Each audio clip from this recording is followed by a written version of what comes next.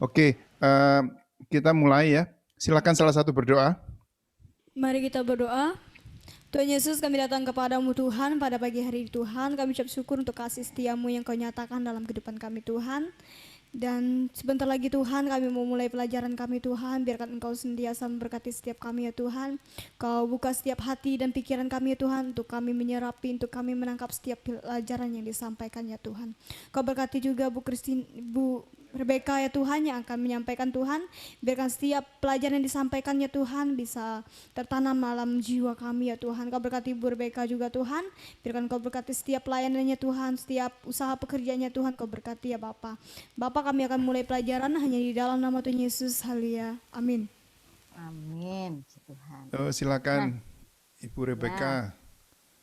hari ini kita masih meneruskan sedikit lagi ya, jurang maut itu belum selesai. Tadinya saya mau selesaikan aja, tapi kayaknya kurang mantap deh ya. Nanti masih ada beberapa poin yang harus diketahui ya.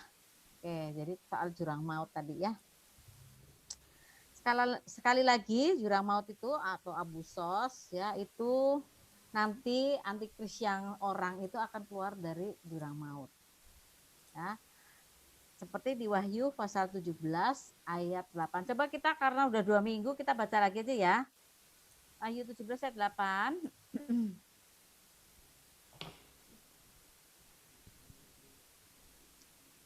Coba dibacakan. Wahyu 17 ayat 8. Wahyu 17 ayat 8. Adapun binatang yang telah kulihat itu telah ada, namun tidak ada. Ia akan muncul dari jurang maut, dan ia menuju kepada kebinasaan, dan mereka yang diam di bumi, yaitu mereka yang tidak tertulis di dalam kitab kehidupan sejak dunia dijadikan, akan heran apabila mereka melihat bahwa binatang itu telah ada, namun tidak ada, dan akan muncul lagi. Oke.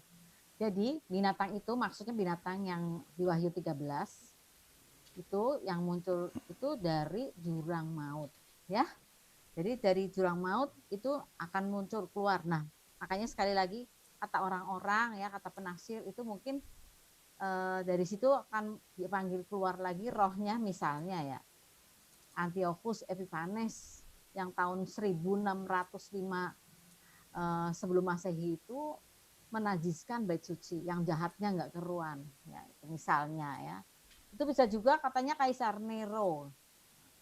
Kaisar Nero itu juga the beast juga ini ya, karena dia membunuh orang-orang Kristen pada permulaan abad pertama, termasuk Petrus dan Paulus itu di pemerintahan Kaisar Nero. Dan waktu di Kaisar Nero itu ada pembantaian orang-orang Kristen, dan itu dibakar dengan api, kemudian dimasukkan ke arena, kemudian ada singa untuk menerkam mereka dan seterusnya ya. Nah, ini kalau orang Kristen itu, namanya orang Kristen itu untuk aniaya itu sudah dari zaman dulu sampai sekarang udah biasa. Ya, kamu harus ingat ya. Nanti kalau kamu ada aniaya, ya udah namanya udah biasa kan. Jangan teriak-teriak terus ya. Saya ingat gini, ada teman saya, seorang ibu di Jakarta itu, teman saya, seorang bos ya. Dia kena COVID kemarin bulan Agustus dia kena COVID, satu keluarga dengan suami dan anak-anaknya. Terus dia, kemarin saya datang ke kantornya, memang saya kadang-kadang ngantor juga di kantor dia. Terus udah gitu saya tanya, gimana jadi Lan, kamu masih takut mati nggak? Sekarang takut katanya, karena gara-gara COVID. Gimana sih takutnya? Habis nafasnya susahnya nggak karuan, pertama. Yang kedua, sepi, nggak ada orang yang boleh menjenguk. Dan saya teriak-teriak manggil Tuhan, rasanya Tuhan tuh nggak ada, nggak tahu di mana. Saya teriak-teriak terus.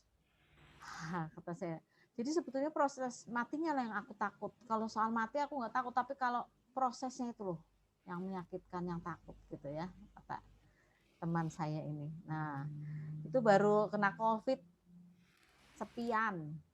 Nah, kalau yang dimasukkan di arena terus ada singa, gimana coba? Terus misalnya mau dibakar gitu, ada perasaan yang terbakar. Kita ini jari aja kena api sedikit, aduh, udah panas banget ya. Nah itu dibakar gitu, aduh, gimana itu cara? Saya nggak bisa membayangkan sakitnya ya, sakit banget itu pasti ya. Dan mereka bertahan dalam iman. Ya, kita tahu dari zaman dulu sampai sekarang ada aniaya untuk orang Kristen. Jadi nanti kalau kamu ya, kalau kita menghadapi aniaya ya sudah. Saya masih ingat waktu saya dimasukkan di penjara itu memang Tuhan udah kasih tahu sama saya bahwa saya akan dimasukkan ke penjara. 3 hari sebelumnya malah saya udah lihat penjaranya. Diberitahu sama Tuhan ya melalui penglihatan. Nah, kemudian ketika saya ada di penjara itu tentu buat saya itu kaget ya. Nggak ada orang mau loh masuk penjara ya. Kita lihat di YouTube tuh orang-orang yang ngomongannya kasar-kasar itu ketika mereka ditangkap polisi langsung minta maaf ya, nangis lagi, ada yang nangis, takut ya. Saya masih ingat saya di BAP itu ya, di polisi, di kantor polisi itu dari pagi sampai malam, dan polisinya itu nyecet terus ngomongannya apa-apa aja. Wah itu kayaknya gimana, tertekan banget ya. Tapi saya ingat Tuhan bilang seperti itu, jadi saya harus siap-siap gitu. Nah seandainya saya waktu itu nggak kenal sama Roh Kudus, waduh, itu sangat menyakitkan buat saya. Karena saya seorang dokter yang sukses di sini di Hercules. Tiba-tiba saya harus ada di kantor polisi dan ditekan oleh polisi, terus nggak boleh pulang, hari itu juga nginep di kantor polisi. Aduh, itu rasanya udah kayaknya gimana gitu ya. Kayak buat saya kayaknya gimana tuh, kayak sebetulnya kalau orang-orang mungkin orang-orang lain tuh kalau nggak punya Roh Kudus bisa jadi gila, bisa juga ya, karena tekanannya luar biasa ya. Belum dimasukkan ke sel 2 meter kali 2 meter kali 2 meter. Orang 3 kami tuh. Katanya Pak polisi tuh nanti kalau ada, mereka ada garukan ya, garukan Pak orang perempuan-perempuan nakal itu PSK, mereka bisa dimasukkan ke dalam ruang sempit itu yang 2 kali 2 itu bisa 14 orang. Aduh, terus saya masih ingat waktu itu, Tuhan, saya bilang beri anugerah supaya nggak ada tambahan orang lain, udah kami bertiga aja di sini. Ya saya masih ingat seperti itu ya. Dan saya harus menyerah kepada Tuhan sepenuhnya. Karena itu ketika saya disuruh nginep, maka saya nyuruh orang dari Hercules bawa Alkitab. Nah saya kan nggak siap-siap mau disuruh nginep di kantor polisi hari itu, cuma dipanggil aja. Suruh bawa Alkitab, saya ingat bawa Alkitab kecil. Terus di kamar itu nggak ada cahaya ya, nggak boleh ada lampu. Kalau di selnya polisi itu nggak boleh ada lampu. Maka lampunya itu dari luar sana, dari taman gitu, ada cahaya sedikit masuk ke dalam sel. Saya dengan cahaya yang kecil itu saya baca Alkitab, Alkitabnya saya goyangin mengikuti cahaya seperti itu. Dan saya dapat firman Tuhan di Mazmur 37, jangan marah kepada orang yang berbuat jahat, dan iri hati kepada orang yang berbuat curang. Mereka akan lisut seperti rumput dan layu seperti bunga yang berkembang. Seperti bunga yang berkembang ya. Jadi mereka akan lisut seperti rumput dan akan layu pokoknya. Bergembiralah dalam Tuhan, maka Ia akan berikan apa yang diinginkan oleh hatimu. Seperti itu. Jadi saya waktu itu saya berusaha menguatkan kepercayaan saya pada Tuhan. Dan itu nggak gampang karena saya ada di sel. Saya biasanya tidur di kamar yang cukup luas. Saya di atas spring bed gitu. Bantal guling saya kalau tidur tuh bantalnya 2, gulingnya 2 seorang gitu ya. Memang saya senangnya dikelilingi bantal. Nah seperti itu. Tapi di situ boro-boro bantal, nggak boleh ya. Pakai celana panjang nggak boleh. Pakai lengan panjang nggak boleh. Pakainya celana pendek dan kaos oblong gitu, kaos apa namanya, t-shirt ya, kaos seperti itu. Karena takut nanti kalau celana panjang sekarang buat bunuh diri gitu maksudnya. Jadi sesek sekali dan engap sekali, panas sekali. Wow, itu aniaya buat saya ya. Dan saya sengsara rasanya. Tapi kalau saya pikir-pikir kalau saya nggak punya Roh Kudus, saya nggak punya Tuhan, saya nggak bisa. Jadi memang kekuatan kita itu tidak seberapa, tetapi kekuatan yang dari Tuhan itu luar biasa. Itu dia yang memampukan saya ya waktu itu. Saya berharap itu juga memampukan kalian nanti waktu menghadapi tantangan di medan pelayanan kalian di sana. Ya kalau memang dianiaya ya sudah biasa, emang kayak gitu.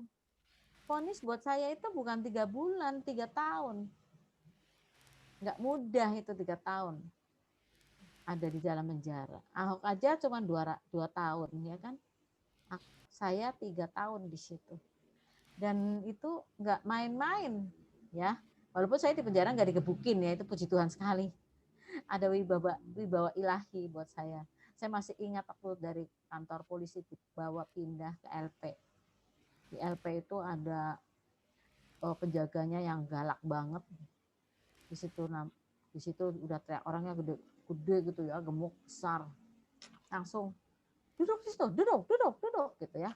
Bawaan kami dari kantor polisi ada aqua, ada obat nyamuk. Yang namanya nyamuknya itu 1 tapi temennya 1.000.000 gimana coba ya. Jadi bawa obat nyamuk, ada otan segala ya. Nah, terus duduk di situ, jangan goyang. Kalau saya belum merintahkan goyang, tidak boleh goyang. Jadi duduk kayak patung di situ depan dia ya. Terus diperiksa barang bawaan kami, terus disita semuanya, aquanya, obat nyamuk, autan segala macam. Terus langsung nggak boleh bawa apa-apa, masuk ke selnya itu gudang, itu ada sarang laba-laba, ada itu selnya. Di sel perempuan ada 3 ya, yang dipakai 2. Nah ini kami bertiga dimasukin yang sel yang ketiga tuh, kotornya ampun ya. Terus udah susah sekali itu di situ. Adanya koran ya, sama kami bawa tiker, kalau nggak salah ada tiker deh. Tiker ada nggak ya, saya ingat tiker kayaknya. Nah sama koran. Nah sepanjang malam itu kami bertempur dengan nyamuk. Mana di situ nggak ada air lagi, kalau mau kencing gimana? Ada sih tempat kamar mandi kecil tapi nggak ada airnya. Wow, itu sudahlah. Tapi itu belum seberapa dibanding dengan aniaya yang diterima oleh orang lain. Nah, kita tahu sekarang ini orang-orang Kristen di dunia ini, itu dari seluruh jumlah penduduk di dunia ini sekarang ada sekitar 7 miliar ya. 6,5 sampai 7 miliar manusia di bumi ini yang sekarang tinggal di bumi. Nah, itu 1,5 miliar itu orang Kristen, kira-kira ya. 1,5 miliar ya. Ini sekarang udah lebih banyak ateisnya nih daripada yang beragama. Terus dari yang 1,5 miliar orang Kristen itu hanya 300 juta yang sungguh-sungguh ikut Tuhan. 300 juta. Nah, sekitar itu ya, sungguh-sungguh. Kalau Kristen aja ya. Kalau kamu ke Italia, semua orang Kristen, Katolik di sana.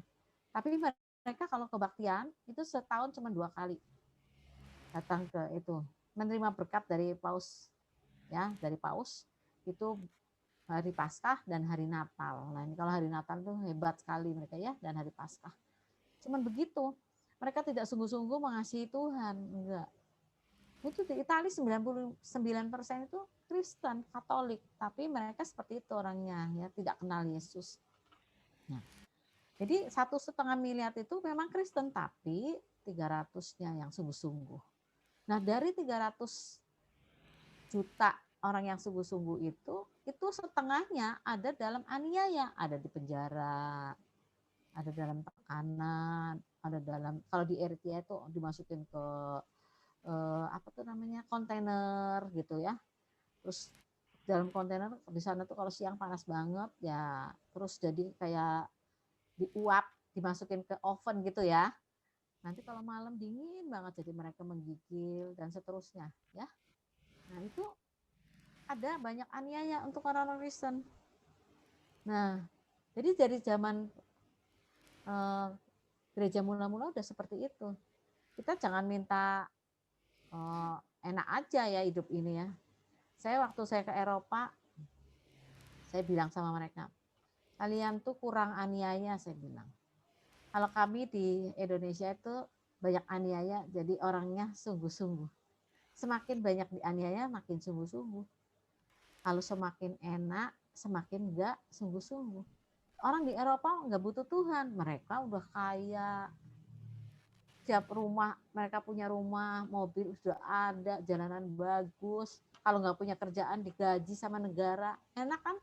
Kalau kita nggak punya kerjaan ya udah aja kan, mau ngemis mau gimana. Kalau mereka nggak punya kerjaan dibayar sama negara, enak sekali. Jadi mereka nggak butuh Tuhan. Ada apa Tuhan itu? Orang hidup saya udah enak, ngapain juga cari-cari Tuhan, ngapain juga ke gereja, ngapain juga menyembah Tuhan. Nah itu termasuk aniaya. Saya bilang kalian tuh butuh aniaya. Sebab orang yang dianiaya itu lebih sungguh-sungguh pada Tuhan. Kita perhatikan bahwa orang-orang itu kalau dianiaya malah lebih sungguh-sungguh pada Tuhan. Tapi kalau kaya raya, lah itu nggak sungguh-sungguh sama Tuhan. Lihat aja, di dalam kemewahan itu orang-orang seringkali jatuh, pendeta-pendeta juga jatuh dalam kekayaan. Tapi coba lihat pendeta-pendeta itu ya, orang-orang yang hamba-hamba Tuhan yang melayani di daerah terpencil, oh mereka itu berjibaku ya untuk melayani.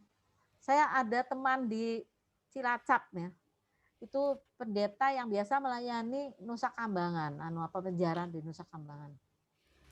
Dulu di Nusa Kambangan itu masih boleh masuk barang-barang dari luar. Jadi pendeta ini suka dapat tambahannya tuh dari titipannya para napi. Misalnya napi pengen beli rokok, pengen beli Indomie, pengen beli apa, nanti dicari untungnya sedikit kayak orang dagang gitu kan, bisa ya. Pada satu ketika, kira-kira ada 3 tahun yang lalu ya, itu sudah nggak boleh di Nusa Kambangan bawa-bawa barang begitu masuk. Maka kehilangan penghasilan si pendeta ini. Dan dia ngeluh lagi ke teman saya, dia bilang, aduh saya nggak kuat kalau kayak gini, saya gimana, ada anak istri harus dikasih makan, gimana ini caranya. Nah ya, tapi dia tetap bertahan sama Tuhan ya, dan sekarang saya melihat dia kehidupannya, anaknya udah lulus jadi sarjana, wah itu keren. Nah pendeta yang biasanya nggak punya uang, anaknya lulus sarjana. Nah kalau orang-orang kaya anaknya malah lulus sarjana ya nggak heran, mau sarjana S1, S2, S3, S berapa kayak biasa-biasa aja. Malahan anak orang kaya itu nggak tahu deh S-nya itu gimana ya. Kadang-kadang nggak sekolah juga udah dapet S-nya ya. Nah seperti itu gampang. Tapi kalau untuk orang-orang yang hamba Tuhan yang melayani di daerah terpencil itu wow, itu luar biasa. Saya sih nggak nakut-nakutin kalian ya, nggak nakut-nakutin bener ya. Tapi kita semua harus terbiasa. Kalau ada aniaya kita bersyukur. Ya lihat orang-orang pada gereja-gereja mula-mula itu dianiaya malah menyebar. Di Yerusalem dianiaya mereka kabur kemana jauh-jauh sampai Antioquia, sampai ke daerah apa, sampai ke Spanyol, misalnya ke Eropa segala itu Paulus yang bawa ke sana. Kita lihat Filipus juga pergi ke luar daerah dari Israel sana. Kita mengetahui Thomas bisa sampai ke Mesir dan seterusnya ya, keren lah. Karena dianiaya, kalau nggak dianiaya itu kumpul terus di Yerusalem. Makanya Gus Dur tuh bilang gini ya, sama saudara-saudaranya Muslim, kalian nggak usah ngusik-ngusik gereja, katanya gedung gereja. Orang Kristen itu kalau sudah di gedung gereja itu sudah nyaman. Mereka diam-diam aja di situ enak. Kalau kamu ngusik gedung gereja, gerejanya kamu bakar, orang Kristennya itu nanti justru nyebar kemana-mana. Keren tuh Gus Dur tuh, dia tahu ya. Orang Kristennya dia akan nyebar kemana-mana, bawa Injil kemana-mana itu. Justru ada kekristenan itu akan lebih lagi karena orang Kristennya keluar-keluar. Nah seperti itu ya, Gus Dur ngerti ya. Kalau kamu ngerti prinsip ini, haleluya, puji Tuhan ya. Bahwa kita ini bergerilya. Saya sendiri di sini di kota kecil ya, sebenarnya ini kalau diomongin ini kecamatan ini ya, ini di sini ya. Dan itu saya menggembalakan di sini nih sudah 18 tahun sekarang ya. Dulu saya menggembalakan orang-orang yang petobat dari Muslim, dan mereka itu orang yang miskin, ada supir truk, ada tukang beca segala macam ya. Sekarang ini saya melihat pertumbuhan mereka diberkati, saya bersyukur ya. Mereka tidak lagi punya rumah gubuk reot gitu ya, nggak seperti itu. Dan itu bersyukur. Dan sekarang lagi rajin lagi untuk cari jiwa yang lain ya. Saya sudah bicara sama Tuhan, saya mau jiwa-jiwa. Saya kepengen juga punya lumbung Yusuf di sini. untuk persediaan orang-orang yang nanti nggak ikut rapture. Nanti kita cerita soal rapture ya. Barangkali nanti ada yang nggak ikut rapture, wah ketinggalan di sini, nanti cari makannya gimana. Jadi saya pengen ada lumbung Yusuf di sini. Nggak tahu duitnya dari mana, pokoknya saya udah berdoa, saya doain terus supaya ada lumbung Yusuf, supaya yang nggak ikut rapture nanti masih bisa makan, nanam sendiri dan seterusnya. Itu misalnya ya. Nah, jadi kita balik lagi ke jurang maut. Jadi mungkin itu Nero yang keluar lagi, mungkin juga Yudas Iskariot, nggak tahu lah, kita hanya mungkin aja tafsiran sih ya, namanya orang banyak menafsirkan. Nah sekarang kita lihat yang di situ ya. Nah nanti itu the beast itu, binatang itu juga nanti akan setelah dikeluarkan dari jurang maut, dia nasibnya kemana, coba lihat, dibaca di Wahyu 19 ayat 20, coba Wahyu 19 ayat 20.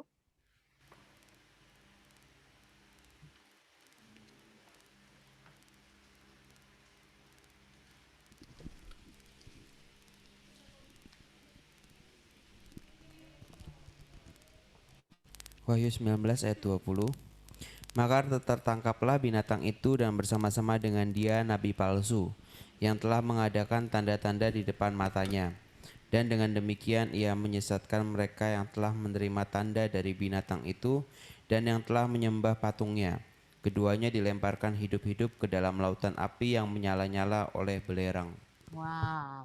Jadi mereka dikeluarkan dari jurang maut, terus nanti dimasukkan ke lautan api yang menyala-nyala. Itu neraka, itu yang sebetulnya yang neraka yang itu tuh, lautan api yang menyala-nyala. Nah, penghuni lautan api yang menyala-nyala yang pertama itu si ini, binatang ini, antikristos ini, dan nabinya. Setan aja belum nyampe ke situ, dia udah nyampe ke situ. Kalau kita nanti baca, setan itu masih dirantai dulu di jurang maut 1000 tahun, setelah 1000 tahun nanti dia dikeluarkan sebentar, kemudian nanti dia mengacau lagi, dan banyak orang ngikut lagi sama dia. Terus baru dia dibuang ke lautan api yang menyala-nyala. Wow. Jadi dari api ke api. Kamu jangan punya cita-cita deh. Kalau kamu mati dari api ke api, repot banget. Kalau kamu nggak kenal Tuhan, nggak kenal Tuhan Yesus, nggak terima Yesus dalam hatimu, nggak sungguh-sungguh mencari Tuhan Yesus, nanti kamu mati, kamu masuk ke lautan, masuk ke jurang maut. Udah masuk ke jurang maut, nanti dibangkitkan sebentar, masuk ke lautan api. Emang enak, api-api terus.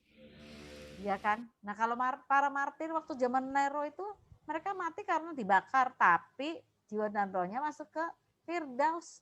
Nanti dibangkitkan, masuk ke surga, ke Yerusalem baru. Wow, itu asik. Jadi jangan punya cita-cita untuk masuk ke api dan kemudian ke api lagi. Setuju? Setuju. Nah, api pertamanya gimana tadi? Api pertamanya kalau salah jalan Di itu apa? Jurang maut ya? jurang maut, api pertama. Nanti api keduanya Di apa namanya? Abusos, bukan. Apa? Lautan api, lautan api. Lautan api yang menyala-nyala itu lain, bukan jurang maut ya. Bukan jurang maut, bukan Abusos ya, bukan Sheol, bukan ya. Oke. Jadi mereka akan masuk ke situ ya. Nanti kalau kita dari api ke api, kita nemenin itu. Antikristos gawat ya. Sekarang kita lihat. Setan gimana setan? Setan ya, tadi saya udah nyebut setan ya. Wahyu 20 ayat 7, apa setan gimana? Coba. Kita baca ayat 7 sampai 10 ya. Wahyu pasal 20 ayat 7 sampai 10. Perikop di atas, iblis dihukum. Dan setelah masa 1000 tahun itu berakhir, iblis akan dilepaskan dari penjaranya. Dan ia akan pergi menyesatkan bangsa-bangsa pada keempat penjuru bumi, yaitu Gog dan Magog, dan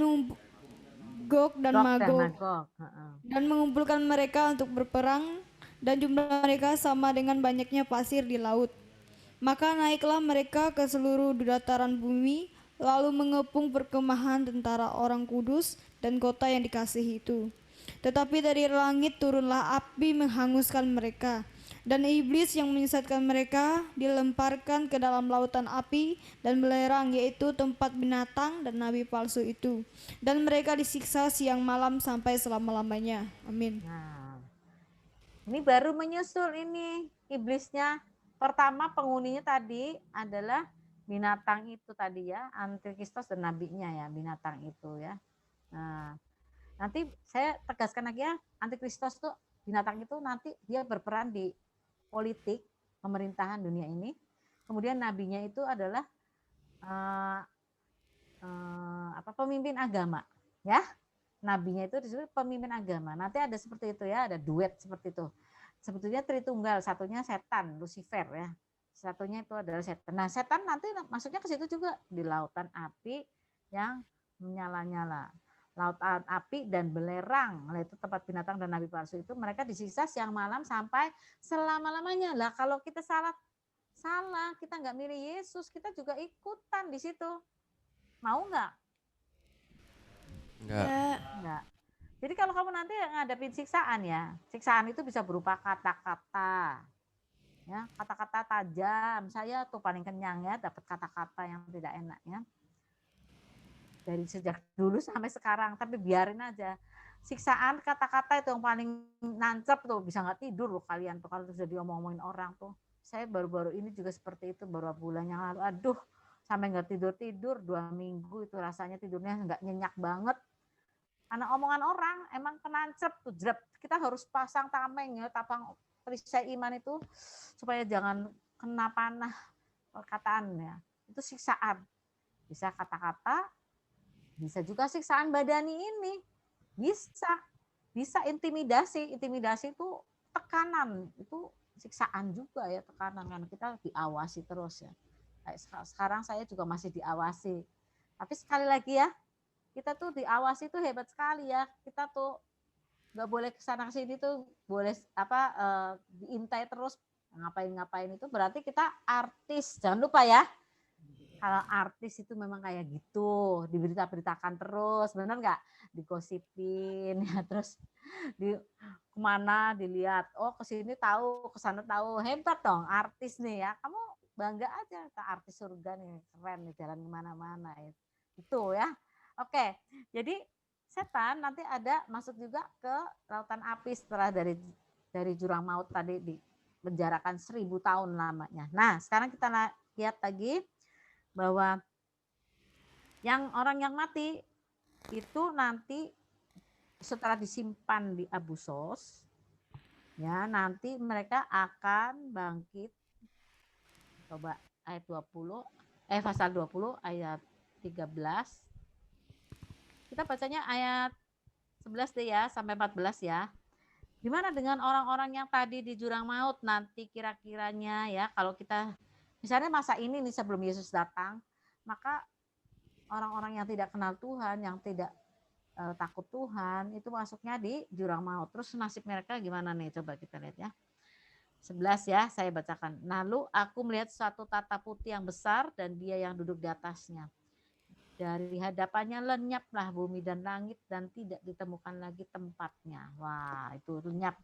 Kamu lagu langit dan bumi akan lenyap. Tahu nggak lagunya itu? Enggak. Tetapi firman-Nya, itu lagu kuno sih ya. Kalau Pak David tahu dia. Pak Yonatan tahu. Saya juga nih golongan kuno sih. Jadi tahu. Nah, jadi itu langit dan bumi akan lenyap, tapi firman Tuhan tidak akan lenyap. Setitik pun tidak akan lenyap. Nah, ayat 12. Dan aku melihat orang-orang mati, besar dan kecil, berdiri di depan tahta itu. Nah, orang-orang mati nih sekarang ya. Ini kita berdiri di situ enggak nih? Nanti kita baca ya. Ini nanti saya kasih urut-urutannya ya, supaya kamu tahu. Dan aku melihat orang-orang mati, besar dan kecil, berdiri di depan tahta itu. Lalu dibuka semua kitab, dan dibuka juga sebuah kitab lain, yaitu kitab kehidupan. Dan orang-orang mati dihakimi menurut perbuatan mereka berdasarkan apa yang ada tertulis dalam kitab-kitab itu. Jadi ada kitab kehidupan di sana ya. Nama kita ada nggak di kitab kehidupan? Ada. Nah, ada sip ya. Udah ada di situ ya. Terus 13. Maka laut menyerahkan orang-orang mati yang ada dalamnya, dan maut dan kerajaan maut menyerahkan orang-orang mati yang ada dalamnya, dan mereka dihakimi masing-masing menurut perbuatannya. Lalu maut dan kerajaan maut itu dilemparkanlah ke dalam lautan api. Itulah kematian yang kedua, lautan api. Dan setiap orang yang tidak ditemukan namanya tertulis di dalam kitab kehidupan itu, ia dilemparkan ke dalam lautan api. Nah, kalau kita tadi udah tertulis ya, Ya, jadi kita nggak ke situ ya. enggak. Tapi ini memang nanti saya terangin lagi ya, yang ini yang di pasal 20 ini bukan kita, karena kita waktu itu sudah diubahkan oleh Tuhan ya. Bukan kita yang percaya pada Kristus saat ini, bukan ya. Tapi pokoknya mereka yang dari jurang maut, terus mereka itu yang dari laut dan segala itu jurang maut ya, masuk yang tadinya matinya di laut tuh keluarnya dari situ juga. Walaupun rohnya, karena roh dan jiwanya itu ada di jurang maut, tapi tubuhnya kan di laut tadi, abu kayak ya kan. Terus ada juga yang di daratan tuh di apa namanya, di baka, apa di kebumikan misalnya. Maka laut dan bumi memberikan itu tadi tubuh-tubuh orang bertemu dengan roh dan jiwanya, terus mereka diadili, terus dimasukin ke lautan api. Makanya kan saya bilang nggak enak banget, udahlah pertamanya roh dan jiwanya masuk di jurang maut, terus dibangkitkan sama tubuhnya, masuknya ke lautan api. Enak nggak? Enggak. Enggak. Sama sekali tidak enak. Hati-hati ya. Makanya Tuhan itu setialah ya. Jaga kekudusan, setia, iring dia sampai apapun juga. Tantangan biasa, aniaya biasa.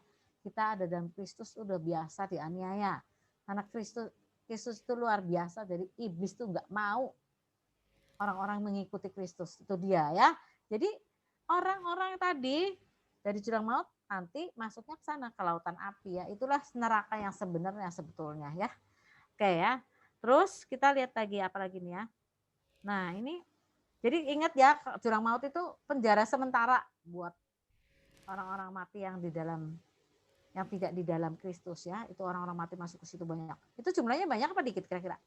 Banyak. Banyak Banyak, banget lah. Banyak banget itu ya. Nah jadi kita tahu, kalau kita ingat seperti itu ya, kalau ada saudara atau orang tua atau teman yang belum ikut Tuhan Yesus, coba diinjili gitu loh, supaya mereka nggak masuk ke jurang maut. Gawat itu kalau masuk ke jurang maut. Udah masuk ke jurang maut, nanti dibangkitkan hanya untuk dimasukkan ke lautan api dan belerang. Wah, api yang menyala-nyala dan belerang. Wow, itu sengsara lah ya. Kalau menurut Tuhan Yesus, itu apinya nggak mati-mati, ulatnya juga nggak mati-mati. Kebayang itu ulat apa itu kalau kita baca di Markus itu, yang namanya lautan api itu, ulat apa yang tahan api itu? Apa terbuat dari besi apa gimana? Besi aja diapiin bisa bengkok ya. Jadi itu ulat apa itu? Ulat ajaib tuh ya. Ulatnya nggak mati-mati, apinya juga nggak mati-mati. Wow, sengsara lah ya. Ada dagingnya lagi. Kalau yang udah masuk di lautan api itu mereka ada dagingnya ya. Kan tadi di jurang maut cuman jiwa dan roh kan. Tapi setelah mereka dibangkitkan, ketemu itu tadi kan dibilangnya di sini kan, maka laut menyerahkan orang mati yang ada di dalamnya, dan maut dan kerajaan maut menyerahkan orang mati yang ada di dalamnya. Maka ketika mereka sudah dibangkitkan, ada tubuhnya masuk ke lautan api, maka tubuhnya dimakan sama ulat tadi yang tahan api. Nanti udah habis, tumbuh lagi dagingnya. Aduh, dimakan lagi sama ulat. Udah habis, ada lagi dagingnya. Waduh, saudara, kalian bisa nggak membayangkan siksaan yang ajaib itu? Enak apa nggak enak? Nggak Sama enak. sekali tidak enak, luar biasa. Aku kalau mengingat itu aku langsung ngeri lah, ngeri sekali kalau jatuh ke murka Tuhan yang seperti itu ya. Jangan sampai, oke? Nah, sekarang kita lihat.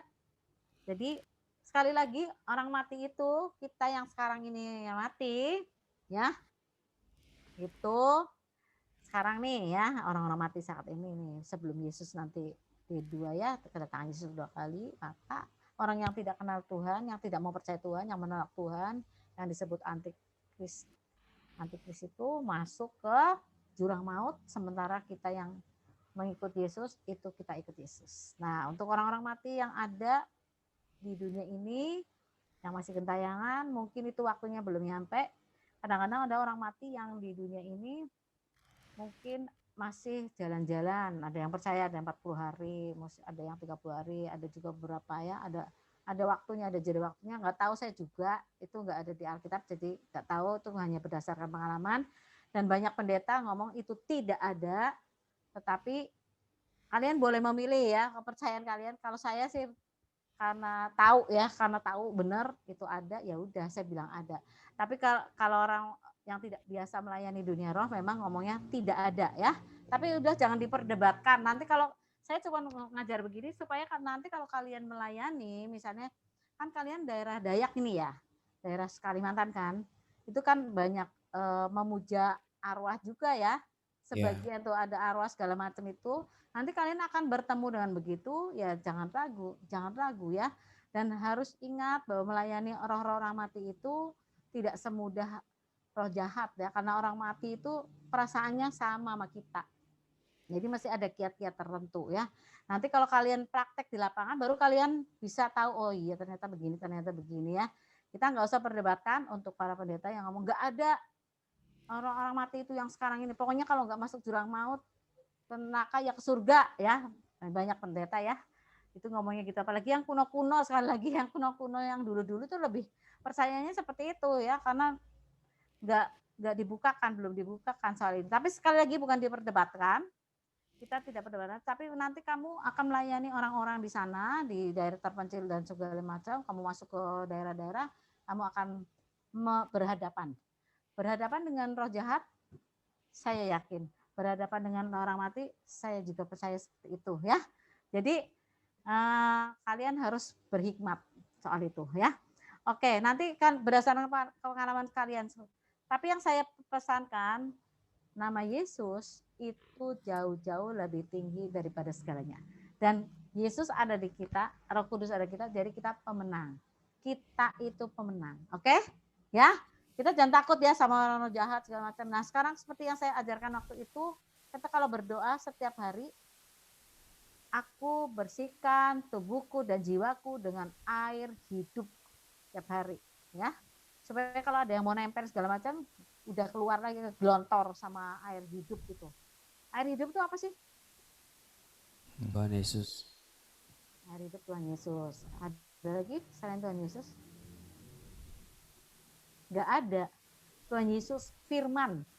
Tuhan Yesus itu firman. Kata Yohanes, kitab Yohanes, Injil Yohanes pertama, pada mulanya adalah firman. Betul? Terus firman itu bersama-sama dengan Allah. Dan firman itu adalah Allah. Ayat yang 14-nya, firman itu telah menjadi manusia. Namanya siapa? Tuhan Yesus. Itu air hidup ya. Jadi makanya kalau saya suruh baca Alkitab, itu bukan kepentingan saya, kepentingan kamu. Nanti kamu sendiri yang menarik keuntungan. Ya, karena firman itu membersihkan kamu. Sekali lagi ya, membersihkan kamu ya. Kamu bilang setiap hari, aku bersihkan tubuhku, jiwaku dengan air yang hidup. Dan di dalam namamu Yesus, aku adalah orang yang menang. Gitu ya. Kata-kata positif untuk kita. Supaya kita tidak kecil hati ketika menghadapi aniaya atau menghadapi tantangan. Ya, kalian masih muda-muda ya, masih banyak ini nanti ceritanya ya. Kalian nanti lebih dari saya nih yang tua-tua nih ya. Paling kalian menghadapi segala macam. Ini sekarang roh yang ada di dunia ini lebih-lebih lagi ya. Roh yang ada di dunia ini masuk ke game, masuk ke film ya. Saya lihat waktu anak saya nonton film Korea ya. Di film Korea itu setannya itu ganteng-ganteng. Setannya itu orang Korea kan ganteng-ganteng ya. Itu ya ada yang operasi plastik, ada yang enggak, ya nggak tahu deh ya. Oh, saya jadi kenal. Ini anak saya yang kecil nih, Kesia nih kantornya bubar. Jadi dia ada di rumah nih ya, udah 2 bulan nih. Nah, dia sudah dapat kerjaan, nanti kerjaannya dari rumah juga. Jadi dia enak, dia bisa nemenin saya di rumah. Nah, dia juga nonton Korea. Yang ini setannya, Mam. Dia bilang, "Lu setannya kok ganteng banget." Pantes ya orang-orang itu pada seneng sama setan. Jangan ganteng. Ganteng banget setannya. Yang ini setan juga. Iya, ini jelmaannya rusak ya, apa jelmaannya? Serigala atau apa? Loh, jelmaannya serigala ganteng juga ya. Wah, ya pantas orang-orang tuh seneng banget sama jelmaan-jelmaan itu. Karena memang pada ganteng-ganteng ya. Hati-hati nih zaman sekarang ya, kalian akan menghadapi yang seperti itu ya. Nah, itu film-film itu bisa merasuk loh. Dulu lagi zamannya kira-kira tahun berapa ya? 15 tahun yang lalu apa ya? Itu dari Cina, film Cina ada ular putih, ular hijau, paisucen. Ya. Nah, ular putih, ular hijau itu pada suatu ketika waktu ada kebaktian, ada seorang pemudi yang kerasukan itu paisucen itu. Ular putih, wow, ngosek di lantai. Wow, udah itu lama itu ya. Melepaskannya ya karena dia senengnya nonton paisucen, di kamarnya juga gambarnya paisucen semua. Itu ular putih dan seterusnya. Awas, hati-hati kalau kamu senengnya naruh gambar-gambar jelmaan, gawat nanti jelmaannya masuk juga ya. Kamu jangan merasa saya mukanya harus kayak itu Korea itu ya. Siapa artis Korea kesenangan kamu siapa namanya? Hah? Linjung, Bu. Iya Linjung, waduh ya ada yang namanya Siwon ya.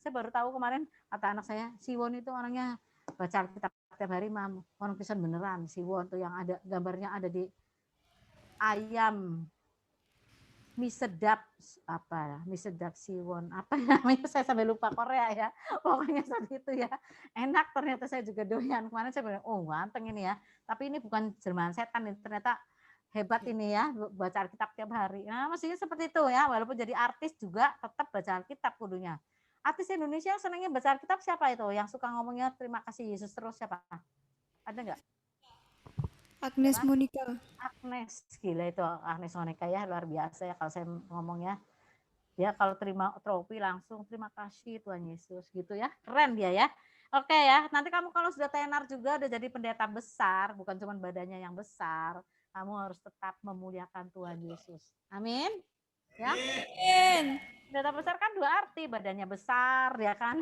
bisa pendeta yang terkenal bisa juga ya pokoknya kamu harus tetap ingat Tuhan ya jangan sampai tidak ingat Tuhan ya Tuhan didahulukan oke ya jadi tadi kalau misalnya sekarang ini orang-orang yang tadi ada di jurang maut itu nanti dibangkitkan nanti tapi mereka dibangkitkan hanya untuk masuk ke lautan api yang menyala-nyala. Sementara kita yang kalau mati sekarang ini kita ikut Yesus, kita akan dikumpulkan dengan orang-orang yang kudus itu di Firdaus saat ini ya. Dan puji Tuhan kalau yang di Firdaus itu udah pasti selamat. Nanti dibangkitkan itu dengan tubuh kemuliaan seperti Tuhan Yesus. Keren lah. Kita akan bertemu di sana di angkasa ya. Kalau zaman dulu ada lagu lagi. Zaman dulu lagi saya orang dulu sih. Ada pertemuan di udara, pertemuan yang manis. Aku rindu bertemu di sana, jauh di udara dan seterusnya ya. Itu keren sekali. Gitu. Nah, sekarang kita lihat. Jadi sekali lagi Abu Sos itu katanya itu ya. Itu kata orang Katolik itu mungkin disebut api penyucian, tapi api penyucian itu tidak ada. Gak ada orang yang dosanya dikit-dikit terus ditaruh api penyucian terus dipindah ke surga itu nggak ada ya. Itu bukan tempat yang buat nyuci-nyuciin dosa nggak ada. Ya udah orang dosa tuh nyemplung aja ke situ gitu ya. Nah, terus sekarang kita akan bicara soal orang mati di dalam Kristus. Nah ini supaya kamu nanti kalau mati, gini, supaya kita tuh nggak pada takut mati. Tadi ya teman saya bilang tuh si yang bosnya di Jakarta tuh ngomongnya, aku sih takut matinya nggak takut loh dia bilang. Yang takut itu prosesnya. Nah omongannya dia itu sama. Linda juga ngomong seperti itu. Mami, aku nggak takut matinya. Prosesnya ini loh seseknya terus gimananya ini ya kemarin di kemo terus sengsaranya itu dan seterusnya terus saya ingat juga Pak Pendeta Bigman Sirait dia mau meninggal dia ada di Singapura 2 bulan kayaknya dia sakitnya gimana sih ke apa jantung apa gimana dia ngomong di Singapura tuh waktu itu saya masih ingat dia waktu ada pemilihan presiden dia sakit-sakit dibawa sama sama tempat tidurnya itu milih Jokowi waktu itu ya. Dan dia bilang gini, saya nggak takut kalau soal mati, saya pasti ikut Yesus. Yang nggak enak itu prosesnya, ya. Di waktu proses menuju kematian itu nggak enak. Nah, kita minta anugerah supaya proses menuju kematian itu jangan susah-susah ya. Nah, saya masih ingat yang orang yang di kemarin yang di Sigi itu ada yang di penggal set gitu ya. Buat dia itu matinya enak sekali itu cepet, nggak kerasa ya. Menurut kamu kerasa nggak sih kalau gitu tuh? Gitu kerasa nggak Nggak tahu. tahu sebelumnya takut pasti ya kan, lihat pesonya udah takut kan, takut ya. Tapi begitu nggak kerasa. Lah kalau dibakar kerasa nggak? Rasa. Nah itu kalau dibakar kerasa banget. Ya nggak tahu lah ya, kita nih nanti matinya gimana, kita nggak tahu ya. Tapi seandainya seperti itu, tetaplah kepercayaan kita kepada Tuhan Yesus. Amin. Yesus. Kamu harus Amin. ya, tetap kuat ya. Orang-orang muda tuh hebat sekali. Nah, sekarang sekali lagi ya. Jadi kalau kita sudah mati, kita akan dikumpulkan di paradise ya, di namanya Firdaus. Itu disebut oleh Paulus itu mungkin surga ketiga ya. Kita nggak tahu surga keberapa nih, kalau orang Islam katanya ada 7 ya. Kita nggak ngerti juga. Tapi menurut Paulus itu surga ketiga. Nah, nomor satunya di mana? Saya juga nggak tahu itu ya. Nggak jelas. Alkitab cuma bilang, Paulus bilang surga ketiga. Oke? Terus mereka bertemu satu dengan yang lain. Nah itu asiknya nih ya. Jangan dipikir di sana tuh tidur aja ya. Memang istilahnya Tuhan Yesus kalau mati itu tidur. Makanya Linda itu kemarin udah pesan sama saya nih. Nanti kalau Linda mati, dikuburnya pakai baju tidur. Nah saya bilang, nah baju tidur nanti orang-orang niatnya aneh nggak Neng? Enggak, saya maunya baju tidur. Soalnya menurut Alkitab, orang yang mati itu tidur. Jadi dia benar-benar pakai baju tidur itu. Waktu di peti matinya baju tidur ya. Ah gitu. Nah, tapi di sananya roh dan jiwanya itu bertemu. Nah misalnya itu Musa dan Elia, coba kita lihat ya. Musa dan ini Matius 17, coba kita lihat. Matius 17. Matius pasal yang ke-17.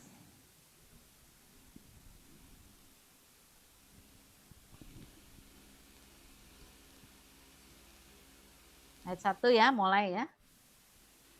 Coba dibaca deh sampai ayat yang ketiga. Matius pasal 17 ayat 1 sampai dengan ketiga. Yesus dimuliakan di atas gunung. 6 hari kemudian Yesus membawa Petrus, Yakobus dan Yohanes saudaranya, dan bersama-sama dengan mereka ia naik ke sebuah gunung yang tinggi. Di situ mereka sendiri saja. Lalu Yesus berubah rupa di depan mata mereka, wajahnya bercahaya seperti matahari, dan pakaiannya menjadi putih bersinar seperti terang. Maka nampak kepada mereka Musa dan Elia berbicara dengan dia. Nah, Musa dan Elia bicara dengan dia. Musa sudah mati 1.500 tahun sebelum Yesus lahir di dunia ini. Elia itu naik ke surga pakai badannya ya. Itu ditaruh di mana? Kurang tahu juga itu. Ditaruh di mana? Enggak tahu. Itu Elia itu masih hidup juga. Elia itu hidupnya kira-kira 800 tahun, 700-800 tahun sebelum Yesus. Ternyata mereka masih ada ngobrol sama Yesus di gunung. Murid-murid Yesus tahu kalau itu Musa dan Elia. Keren nggak? Ya, keren. Berarti mereka saling tahu. Oh ini Musa, ini Elia. Ini siapa ini? Paulus. Nanti kalau kamu di surga, kalau kamu masuk ke Firdaus, kamu mati, kamu akan mengenali. Wow ini Petrus, ini Paulus, ini Abraham, ini Yakub, ini Ishak, ini siapa lagi ya? Kamu pengen pertama kalau masuk ke surga, pengennya masuk ke Firdaus, kamu pengennya ketemu siapa? Tuhan Yesus. Nah, benar. Tuhan Yesus ya, bertemu muka dengan muka, tenggelam di dalam kasih-Mu Bapa, bertemu muka dengan Yesus. Habis itu pasti ada yang mau ditemuin ya. Siapa nih? Ini siapa nih? Mungkin kakek, nenek atau mama papa yang ikut Tuhan Yesus. Wow, itu keren sekali ya. Mereka saling kenal.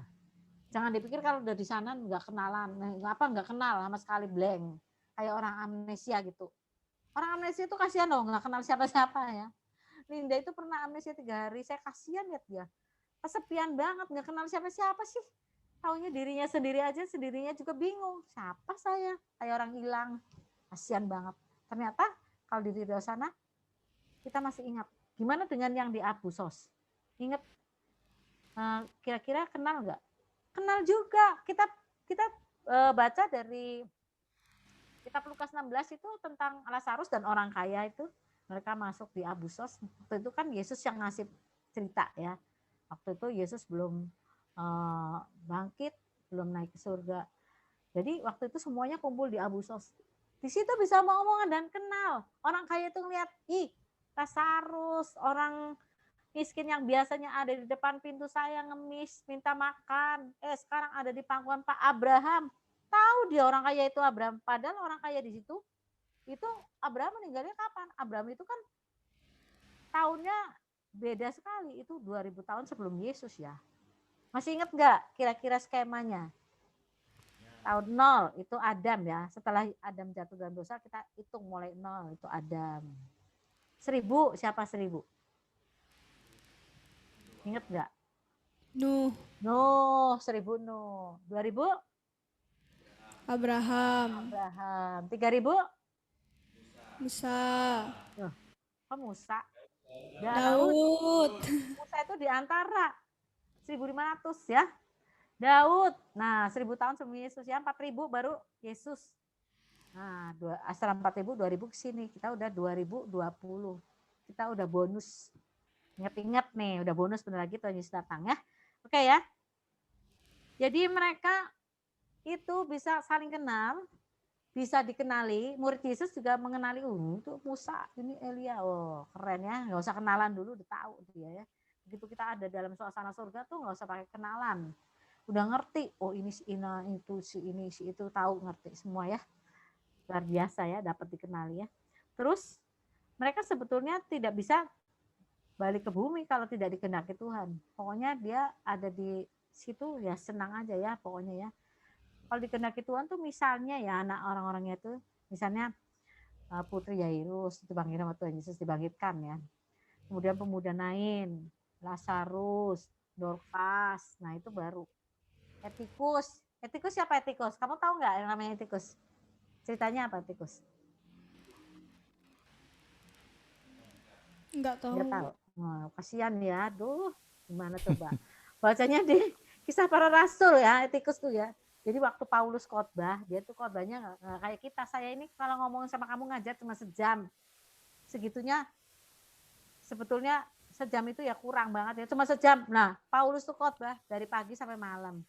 Maka ada seorang muda duduk di jendela, saking ngantuknya karena dengerin orang khotbah ngantuk lama-lama ya. Kamu ada yang ngantuk gak di situ tuh? Kalau sejam aja ngantuk, waduh kebangetan ini. Itu duduk di jendela ngantuk, dia jatuh. Jendelanya itu tingkat ketiga, maka plek jatuh dia, matilah dia di bawah. Orang-orang gempar, gimana nih ada orang muda dengerin firman Tuhan malah mati ya kan jatuh. Maka Paulus turun, dibawa Etikus, terus didoain sama Paulus, itu bangkit dia ya. Nah kamu kurang sekolah minggu kali, dulu sekolah minggu ada gitu, anak-anak jangan mengantuk, ingat akan nama Etikus. Nah dulu, anak-anak jangan mengantuk, kalau duduk di kebaktian, ingat akan nama Etikus, jatuh dari tingkat ketiga. Ah, berarti kamu tuh kurang ini, sekolah minggu dulunya. Ya, ada itu lagunya ya, lagu anak-anak ya, jangan mengantuk kalau duduk kebaktian. Kamu ngantuk nggak di situ? Enggak. Benar.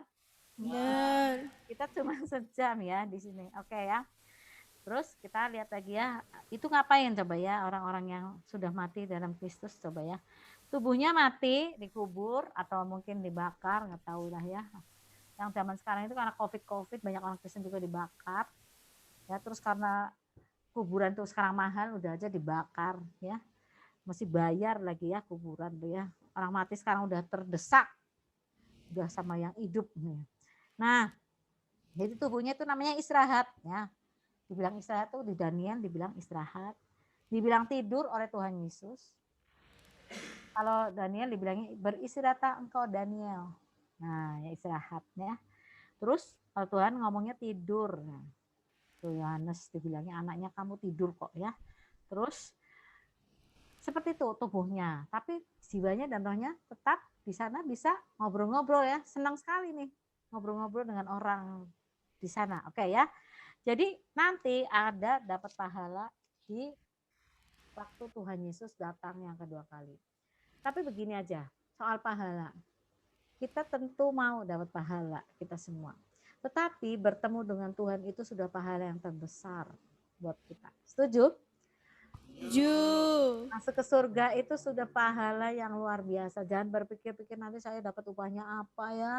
Kayak gini, gimana ya saya dapat upahnya ini gimana. Nggak usah.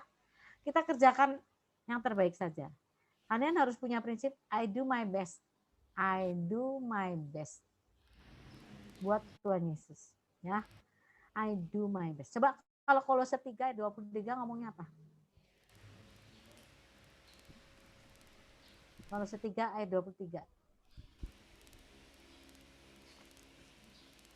Kolose 3 ayat 23. Apapun juga yang kamu perbuat, perbuatlah dengan segenap hatimu seperti untuk Tuhan dan bukan untuk manusia.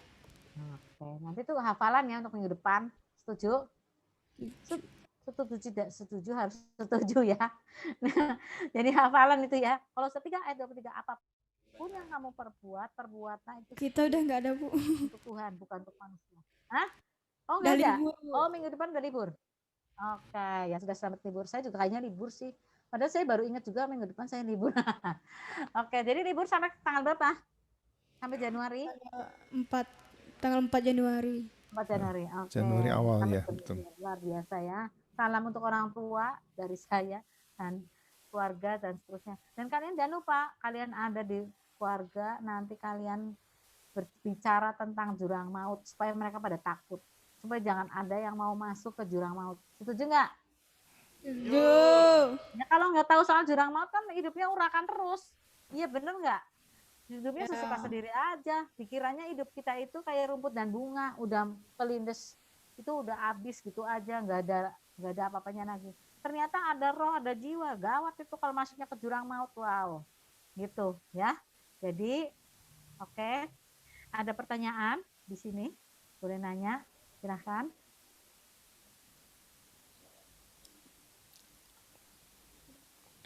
Nggak ada, Bu. Nggak ada, semuanya jelas gitu, Jelas. atau nggak jelas? Jelas, Bu. Nah, jelas. Soalnya nggak ada pertanyaan tuh bisa jelas atau nggak jelas. Oke ya. Jadi selamat berlibur. Tuhan Yesus memberkati. Jadilah terang dan garam dimanapun kalian berada. Amin. Kalian pulang ke rumah jangan lupa dibersihkan tubuh dan jiwa kalian dengan air yang hidup setiap hari. Bacaan kitab tetap setiap hari. Kalian ngapalin ini juga boleh ya. Kalau setiga Iya, Bu. dibilang apapun yang aku perbuat itu aku melakukannya untuk Yesus, bukan untuk manusia. Jadi kalau nanti harus menghadapi manusia yang lain, kalau kita tahu kita harus melakukan sesuatu, orang itu menantang kita untuk jengkel, kita nggak jengkel karena yang kita perbuat untuk Yesus, bukan untuk orang lain, bukan untuk manusia, tetapi untuk Yesus. Dan segala sesuatu yang kita kerjakan untuk Yesus itu diperhitungkan oleh Yesus. Oke, setuju? Itu membuat kamu kuat ya, membuat kamu kuat dalam hidup ini. Sekali lagi kita butuh Roh Kudus.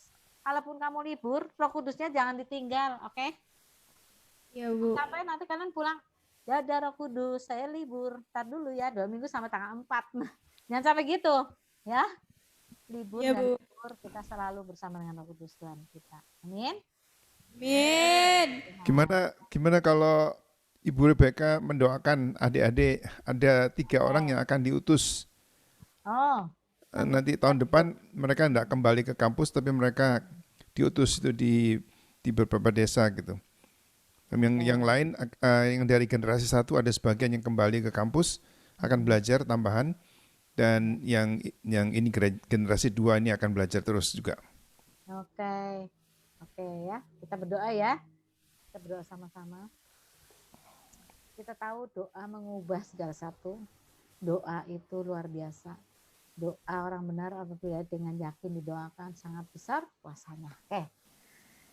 Haleluya.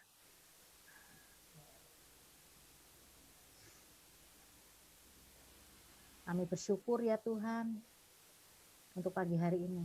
Kalau kami boleh belajar tentang Engkau, kami belajar firman-Mu. Kami bersyukur untuk kesempatan manis bersama dengan Engkau. Kami bersyukur bahwa Engkau guru kami yang terbaik, Roh Kudus, akan mengajar kami setiap hari dimanapun kami berada. Kami berdoa pada pagi hari ini untuk 3 orang yang akan diutus tahun depan. Berkat turun ke atas mereka. Dengan penumbang tangan kami ya Tuhan. tangan kami menjadi tangan-Mu, menumpahkan tangan ke atas mereka. Mereka bertiga diutus sebagai utusan-Mu, sebagai duta besar kerajaan-Mu ya Tuhan. Akan membawa kemuliaan-Mu ya Tuhan. Akan membawa berita dari negara yang mereka wakili, yaitu negara surgawi. Dan mereka akan bercerita tentang Engkau ya Tuhan. Dan mereka akan berhasil. Dan aku menurunkan urapan ke atas mereka bertiga di dalam nama-Mu Yesus Kristus. Urapan hikmat Haleluya. dan akal budi. Urapan kesabaran ke atas mereka. Urapan roh yang perkasa. Urapan hikmat. Urapan pengenalan akan Engkau. Dan urapan takut akan Engkau menyertai mereka. Sehingga mereka itu boleh menjadi saksi-Mu dimanapun mereka berada. Aku menurunkan juga berkat ke atas mereka. Jasmani dan rohani sehat, dibersihkan dengan air yang hidup terus menerus setiap hari setiap saat, sehingga akan keluar dari hati mereka aliran-aliran air hidup yang terus menerus memberkati orang-orang yang harus mereka layani dan mereka temui. Terima kasih ya Tuhan, aku menurunkan keamanan segala penjuru untuk mereka bertiga. Manapun mereka berada, malaikat Tuhan mengawal mereka. Dan mereka pun boleh menjadi serdadu Kristus yang tidak takut apapun juga. Dengan membawa segala sesuatu perlengkapan senjata rohani. Hingga mereka pun boleh berhasil dalam setiap apa yang mereka kerjakan di daerah nanti, di tempat mereka masing-masing. Terima kasih ya Tuhan. Dan kami akan bertemu dengan mereka kembali sehat jasmani dan rohani. Segala tantangan, segala sesuatu yang harus mereka hadapi tidak melemahkan mereka, justru akan menguatkan mereka bertiga. Dan mereka bertiga boleh makin hari makin mengasihi Engkau. Terima kasih ya Tuhan, terima kasih. Terima kasih Engkau dahsyat. Dan setiap tantangan yang mereka hadapi, mereka dapat melaluinya. Mereka akan jadi pemenang-pemenang. Dan mereka akan bawa banyak jiwa kepada-Mu Tuhan. Kami tahu waktunya itu tinggal sedikit, kami perlu waktu sedikit ini untuk kami pergunakan dengan sebaik mungkin. Nah, itu mereka mengerjakan segala sesuatunya untuk Engkau ya Tuhan. Terpujilah nama-Mu, biar nama-Mu saja dipermuliakan sampai selamanya. Kami berdoa untuk mereka semua saat ini yang akan berlibur, pulang ke rumah mereka masing-masing. Mereka akan jadi berkat bagi keluarga, mereka akan jadi berkat bagi teman-teman. Aku menurunkan setiap kelengkapan surgawi buat mereka, supaya mereka tetap berdiri teguh. Dan ketika mereka kembali belajar bertemu dengan kami tahun depan, maka mereka justru semakin hebat di dalam Engkau. Karena setiap hari mereka bertemu dengan Engkau. Setiap hari mereka boleh semakin butuh akan Engkau. Setiap hari mereka akan tahu bahwa bersama Engkau mereka bisa melakukan segala perkara. Nama Tuhan dipermuliakan untuk mereka semua ya Tuhan. Berkat-Mu turun ke atas mereka. Berkat-Mu turun ke atas mereka. Sekarang turunlah berkat dari surga, damai sejahtera dan sukacita surgawi untuk kalian semua pada pagi hari yang hadir. Nama Tuhan dipermuliakan melalui kalian dimanapun kalian berada. Dan sungguh sekali lagi Tuhan menyinari engkau dengan wajahnya, dan Tuhan menghadapkan wajahnya kepadamu dan memberi damai sejahtera. Nama Tuhan dipermuliakan melalui kalian semua. Terpuji nama Tuhan. Sungguh ajaib Engkau ya Tuhan. Biarlah setiap pelajaran yang kami belajar hari ini itu masuk ke dalam hati kami semua yang hadir, dan akan menenangkan hati kami, akan membuat kami berakar, bertumbuh dan berbuah lebat di dalam Engkau. Terpuji nama Tuhan. Engkau sempurna. Kami mengasihi-Mu. Engkau baik. Kami berdoa untuk Pak David, Bapak Yonatan juga, untuk guru-guru yang juga akan berlibur untuk akhir tahun ini. Berkat turun ke atas setiap kami, para guru semua, biar kami pun boleh terus semakin dalam di dalam Engkau Tuhan. Sambil menantikan kedatangan-Mu yang kedua kali, kami akan terus melayani Engkau dengan apapun yang Kau suruhkan dari kami. Sepanjang umur hidup kami boleh menjadi hamba-Mu. Terpujilah nama Tuhan. Di dalam nama Tuhan Yesus Kristus kami berdoa dan mengucap syukur. Haleluya. Amin. Amin. Amin. Amin. Semuanya terima kasih semuanya. Baik, Tuhan Terima kasih Ibu Rebecca. God bless you semuanya. bless you. Bye-bye. Selamat Hari Natal. Selamat Ya, tahun baru. Selamat tahun baru ya sekalian. Bye. Oke, bye.